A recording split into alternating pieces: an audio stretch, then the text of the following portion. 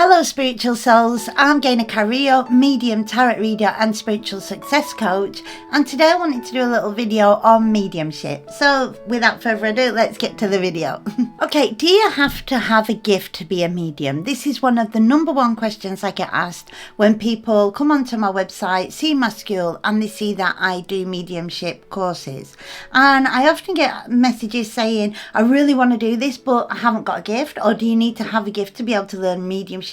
I believe we're all born with mediumship. I always believe we're all born mediums. Now, that doesn't mean that some people like me are born more advanced. For example, I was able to see spirit, hear spirit and sense spirit since I was born, and a lot of mediums are like that. But then there's other mediums that I know, because I've taught this for over 20 years, that have had no experiences or very few experiences, and when they get to me, when they get to my school and my courses or my coaching, they just begin their journey there and they're now very, very good mediums. So I don't believe you need to have any prior experience or you're not born with anything.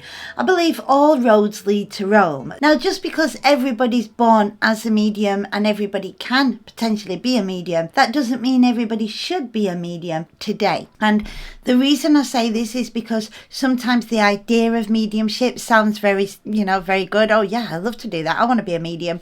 And it's not really the calling. It's just kind of a phase.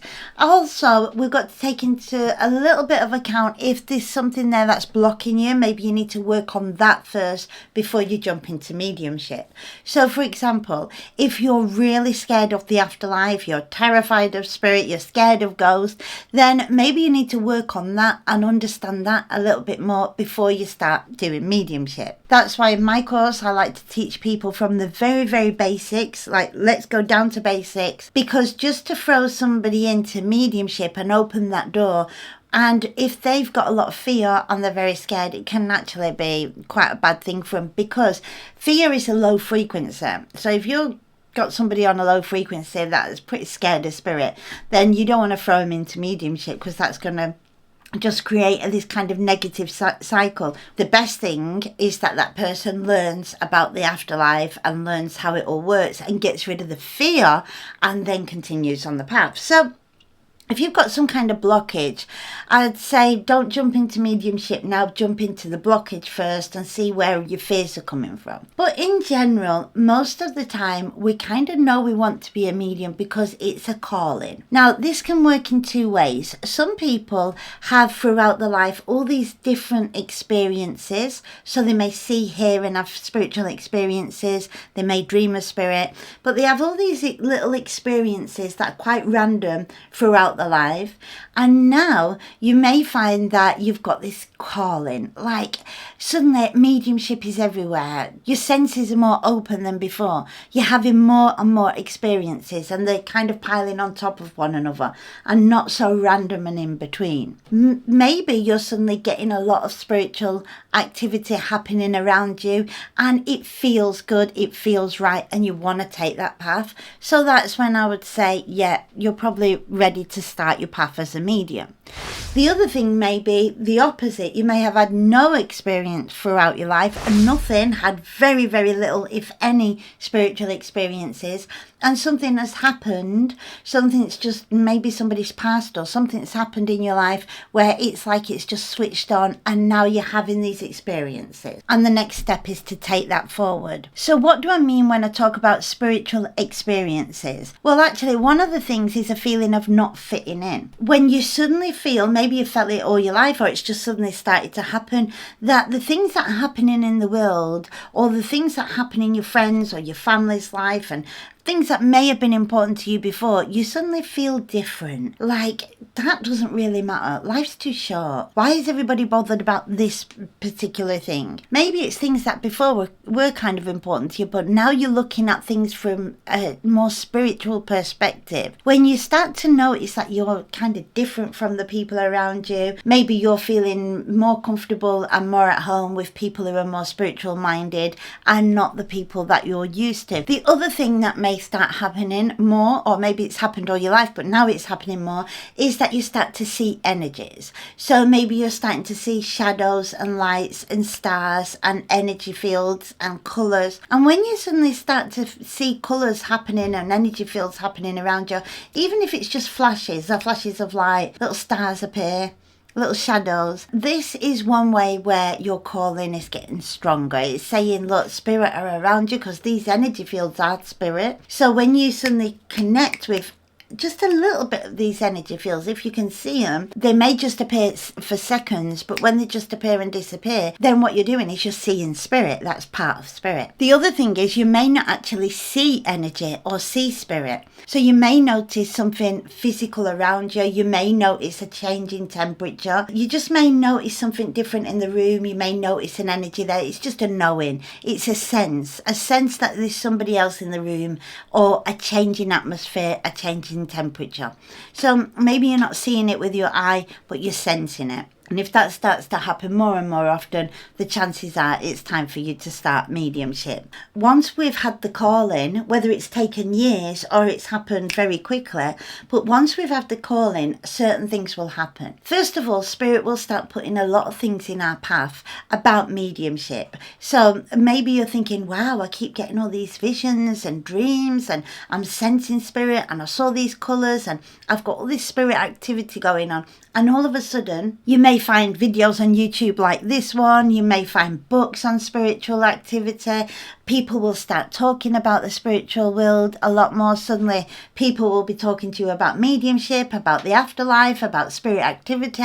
You just seem to get all this thrown in your path. And once you decide, well, yeah, I'm going to do mediumship, you actually put out into the universe this vibration that's saying, I'm ready to do mediumship. Well, that message that you're putting out, I describe it as like turning on the light. So you're turning on the light so that spirit can say, hey, I'm turning on my mediumship light so you can all see me. Well, a lot of living people will see that as well. So people that are alive may suddenly start to be drawn to you.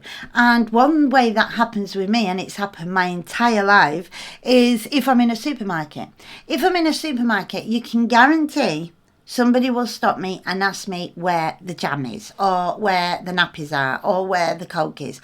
Somebody will always ask me where something is in a supermarket. So that really is something that I've now really begun to love, because I think every time that happens, it's showing that I'm still quite approachable. So it's kind of really nice that that happens to me. But you might find that things like that happen to you. People will start coming to you maybe with more problems, start approaching you and being more open and honest with you. People might tell you things that they don't tell other people, or strangers might start coming to you and just chatting with you and talking with you and making conversation with you. But you're kind of opening up a door for people to find you more approachable.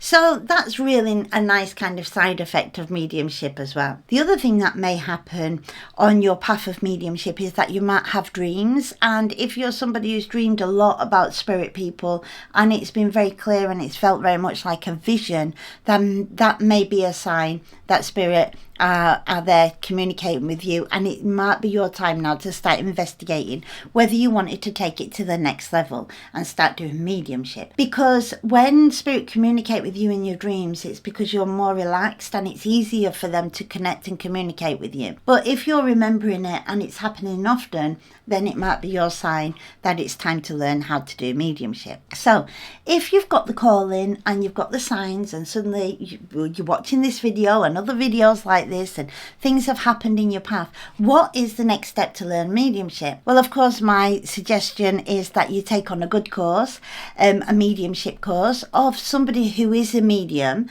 Make sure that there's someone who has got the experience and that they actually know what they're doing to teach you, and not just somebody who has jumped on the bandwagon. So just watch out for that. But that's like with all things, you'll always get the double-sided sword with all things, and I'm sure you can spot the real mediums. Now, the other thing is, if you're going to go into mediumship, is that there's actually different types of mediumship. And I'm going to focus on 2 types of mediumship just to explain this to you. And in another day, I'll do a video on all the different types of mediumship if you want. Let me know in the comments if you want that. But I'm just going to explain to you 2 different types of mediumship because this is really important. I call it a medium A and medium B.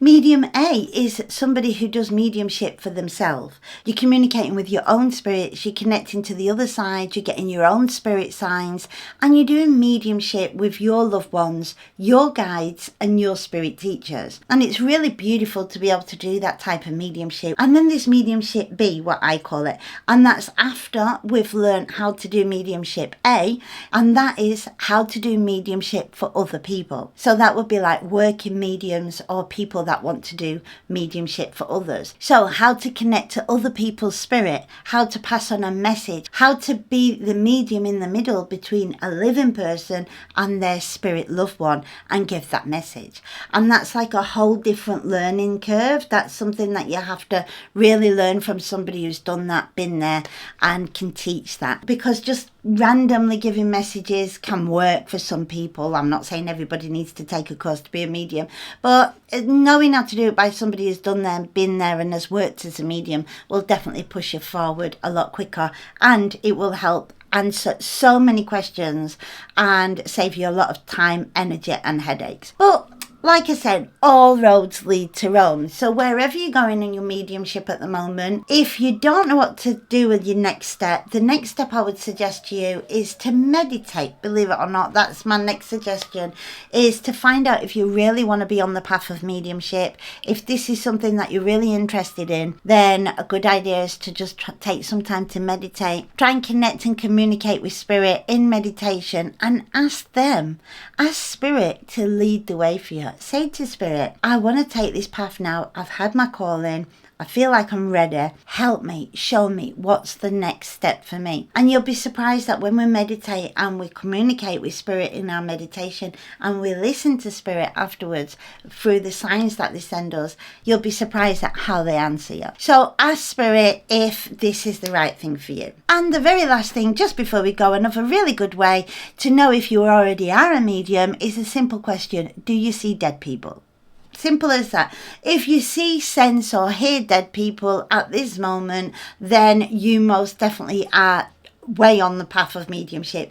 If you don't, then you have to ask yourself, where am I, and do I need somebody to help me along this path? Is this where I want to be? I hope that was helpful. I hope you liked this little video. I hope it cleared up a few questions. If you wanted to do mediumship, hit like, hit subscribe, and leave me a comment because I really love comments.